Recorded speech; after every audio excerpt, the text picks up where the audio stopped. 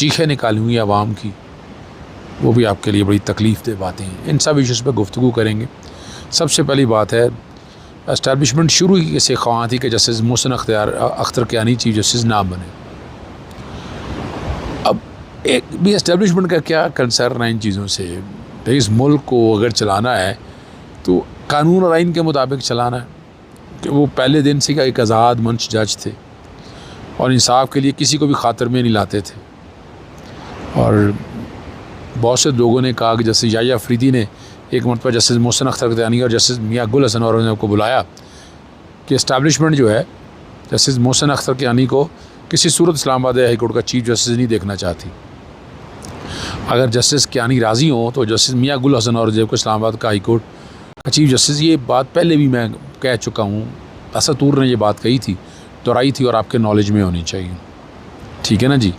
और दूसरी जो बात इसके साथ साथ जुड़ी ना, शौकत सिद्दीकी, बड़े लोग तारीफ़ें करते थे शौकत सिद्दीकी। मैं पहले दिन से समझता था कि नहीं, ये रॉन्ग नंबर है। ये और मोहसिन और जस्टिस काजी फ़ाइज़ एक ही खेत के खिलाड़ी हैं, यानी दोनों ही ने देखे एस्टैब्लिशमेंट का बड़ा रोल डाला, बड़ा शोर किया, बड़ी बातें की, लेकिन अल्टीमेटली वो उन्हीं के पाँव में जाकर बैठ के जाए, जैसे काजी फ़ाइज़ साहब या जस्टिस शौकत सिद्दीकी हो। लेकिन इन दोनों का स्टाइल से आपको समझ आ जाना चाहिए कि ये एक ही ग्रोह से ताल्लुक़ रखते हैं।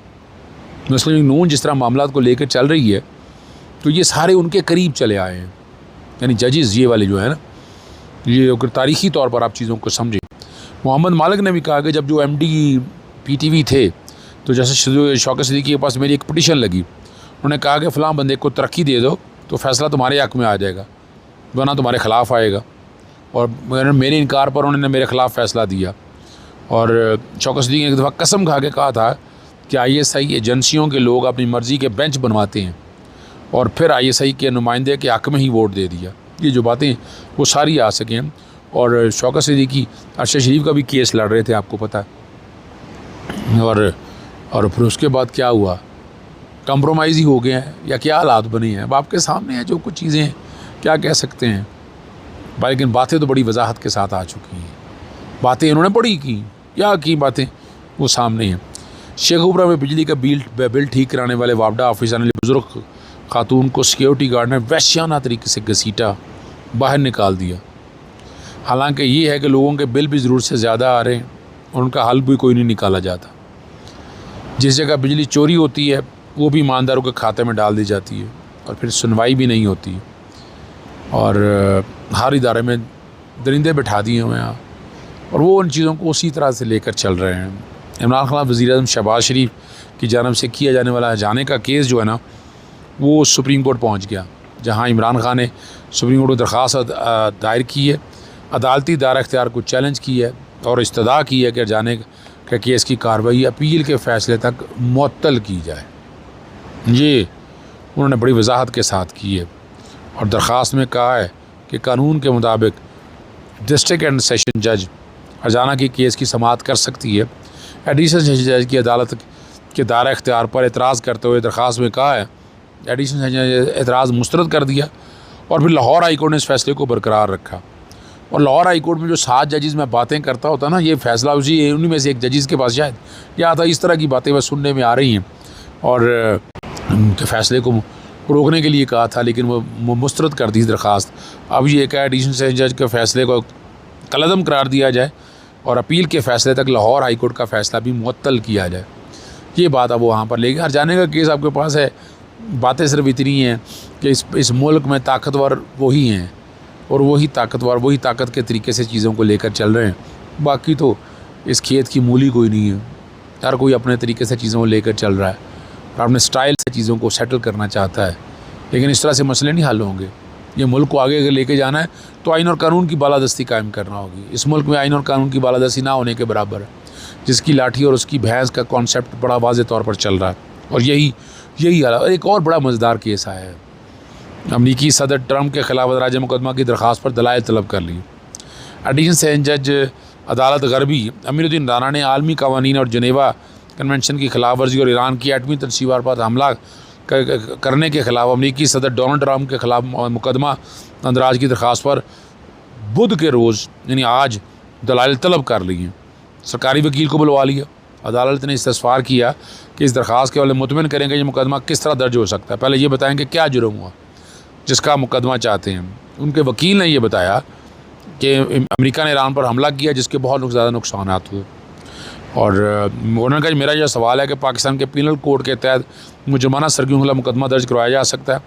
अमेरिका का कौंसल खाना डाक खाने की हदूद में आता है, इसलिए वहाँ दरख्वास्त दी गई।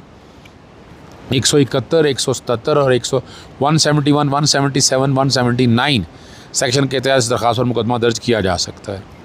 राना सलामुल्लाह ने एक जुर्म का इकरार किया है। जुर्म क्या, एक माफ़ी समझ ले, माफ़ी मांगी कह सकते हैं। उन्होंने कहा मुझे बिल्कुल तवक्को नहीं थी इमरान खान इतनी लंबी जेल काटेंगे। उन्होंने कहा था मेरी इन्फॉर्मेशन थी कि इमरान खान साहब कोई नशा इस्तेमाल करते हैं, अगर ऐसी कोई सूरत हाल तो जेल में रहना मुश्किल हो जाएगा। ये तासुर बिल्कुल गलत साबित हुआ। कहता अगर वो करते भी थे उन्होंने छोड़ दिया। जो कुछ भी है वो मर्द मुजाहिद है, खड़ा हो गया, इस निज़ाम के ख़िलाफ़ खड़ा हो गया और खड़ा है, वो बैठा नहीं है।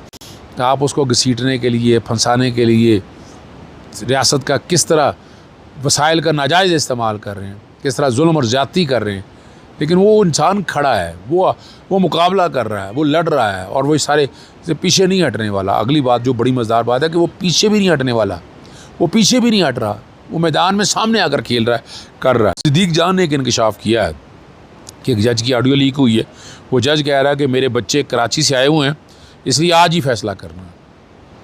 अब जज साहब बच्चे आपके आए हैं, कीमत पूरी कौम अदा करे। यानी ये बात समझ नहीं आई, ये बात समझ नहीं आई।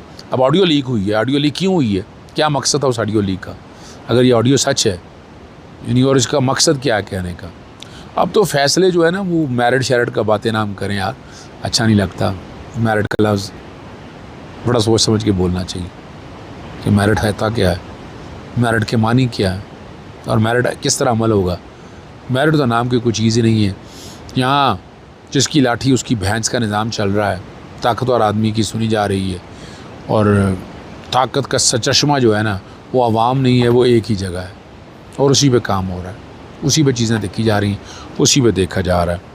पाकिस्तान तहरीक-ए-इंसाफ ने मौलाना फजलुर रहमान से रब्ता किया। मौलाना फजलुर रहमान ने KP की हुकूमत कराने में कोई दिलचस्पी नहीं, ताम सूबा में अमन व अमा, करप्शन और बैड गवर्नेंस की सूरत हाल देखते हुए पाकिस्तान तहरीक-ए-इंसाफ आज ख़ुद दानिशमाना फ़ैसले करे।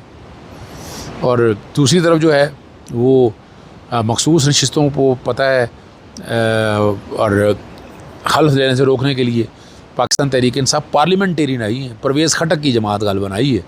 और मैंने उस वक्त भी कहा था कि इसमें सच पर रोकने देने से मकसद ये नहीं है, यहाँ कल इन्वॉल्व किया जाएगा, स्पीकर को इन्वॉल्व किया जाएगा, असम्बली में ज़बरदस्ती हालात ऐसे पैदा किए जाएंगे कि कोर्ट ऑर्डर करेगी और उस कोर्ट का ऑर्डर को मानना पड़ेगा। मैं इसलिए बार बार आपको दोहराता हूँ, इसलिए कोई बाइद नहीं है। मौलाना फजलुर रहमान हुकूमत मिलेगी, हुकूमत लेंगे, क्यों नहीं हुकूमत क्यों छोड़ें, एडवांटेज लेने हैं, फ़ैसले करने हैं और फ़ायदे लेने हैं।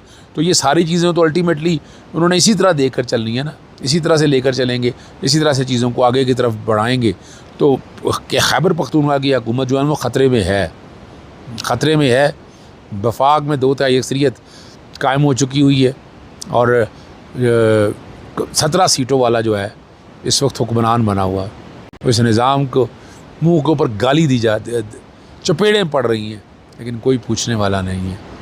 पता नहीं क्या होगा, हालात बुराई छा चुकी है, अच्छाई ढूंढने को नहीं मिलती है। और बार बार चलें, इजाज़त चाहता हूँ। अस्सलाम वालेकुम, अल्लाह हाफ़िज़। पाकिस्तान।